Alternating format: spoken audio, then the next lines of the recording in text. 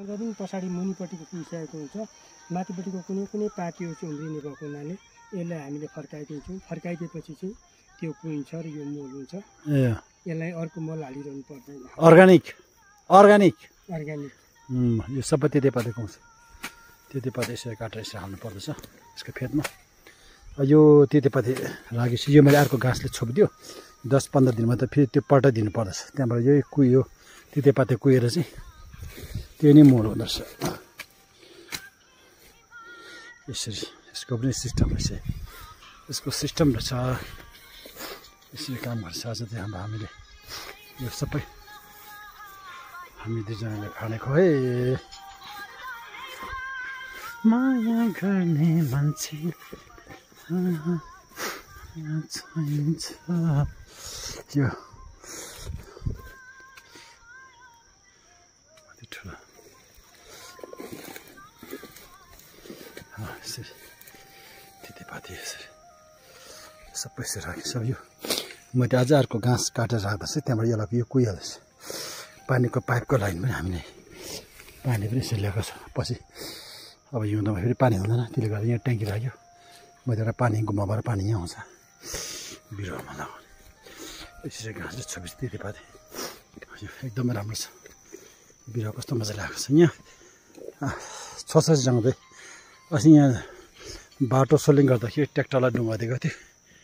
ट्र्याक्टरले सबै बिगार्दैछ सबै बाँच्दैछ हामी पनि थाहा यस्तो राम्रो भएको छ एभोकाडो है आज उदय सर हामी चाहिँ यहाँ बारीमा लाग्यो आज चाहिँ यो पाखा सबै घुम्बाकै हो यो धेरै चाँपको बिरुवाहरू पनि रोपेको छ हामीले यो पाखातिर चाँप धेरै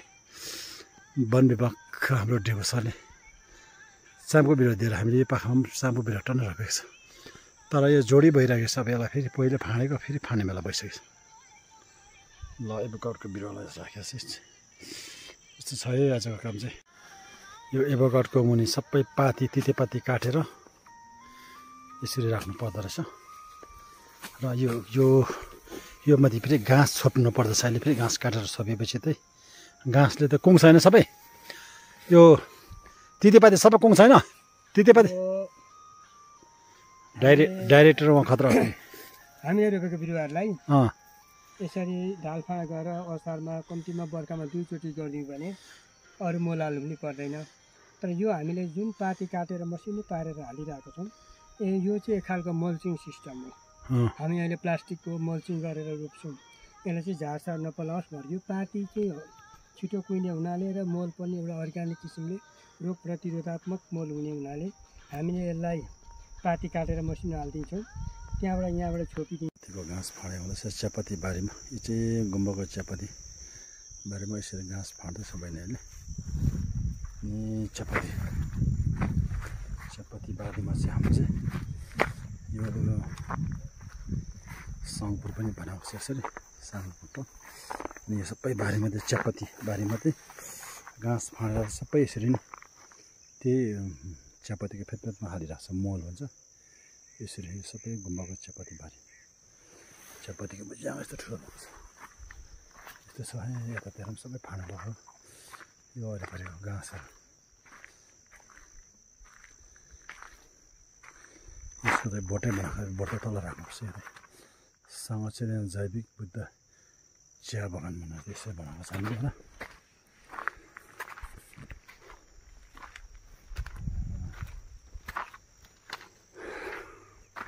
यहाँ यस्तो सबै खारेहरू चाहिँ गाडीमा ट्रकमा बल्ल गिटेर लिएर आउँदाखेरि सजिलो होस् भनेर सबैलाई हामीले यसो राख्यौँ यो फुल यस्तो फुलेपछि फुल चाहिँ सबै भर्खर बजारबाट गाडी दिएर चाहिँ बसेको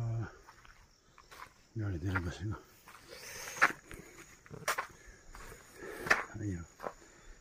जुगाले खान्छ आज चाहिँ ग्यास सिलिन्डर सबै यसरी राख्छ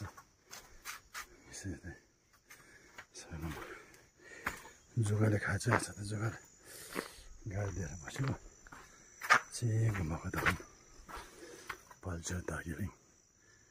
बेस्ट स्टोर हालो सामान यो सिलिन्डर यो चाहिँ सबै गाउँपट्टि सजेको यो चामल बनाउनु लागि चाहिँ फिका लगेर जानुपर्ने छ यस्तो छ है गुम्बाको दोकानमा यस्तो छ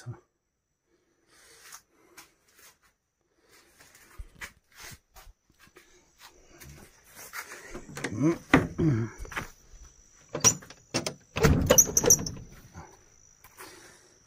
भएको छ आज दिन चाहिँ। अघि चाहिँ पानी पऱ्यो, अहिले चाहिँ ठिक छ। अब चाहिँ हाम्रो यो ताला मतलो ताला बनाउनको लागि पनि हामी सबै बिस्तारै बिस्तारै रेडी गर्दैछौँ है अब चाहिँ।